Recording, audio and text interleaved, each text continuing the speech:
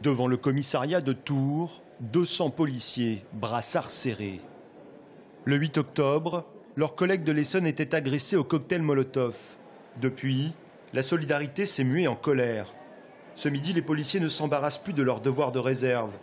Ils expriment leur ras-le-bol à visage découvert. Manque de moyens humains et matériels, mais surtout un leitmotiv, une justice trop clémente avec les délinquants.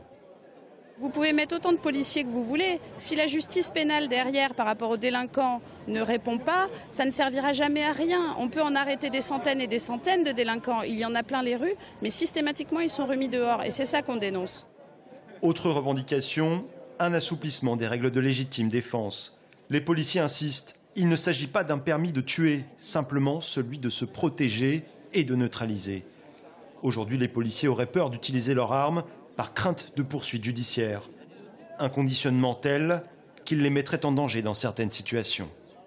Il y a quelques années, un collègue au Sanitas a été menacé par un individu avec une arme de poing. Il n'osait pas tirer. Quand on a discuté de lui avec de la situation, il a dit « Je me voyais déjà au tribunal, je n'ai pas osé tirer. Pourtant, j'étais menacé, j'étais bien en légitime défense. Il y avait une vraie arme de poing face à moi et je n'ai pas pris la décision de tirer. » Dans les rangs des manifestants, des responsables de partis politiques, mais aussi des proches, amis et familles. Magali vit et respire police. Son mari et son fils y travaillent.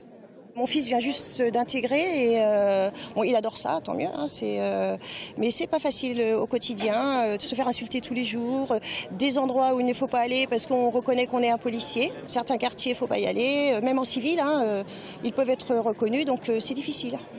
La foule entonne la Marseillaise. Une délégation de policiers est reçue en préfecture. Ce soir, le président de la République devait rencontrer les représentants syndicaux. À la clé, une aide de 100 millions d'euros.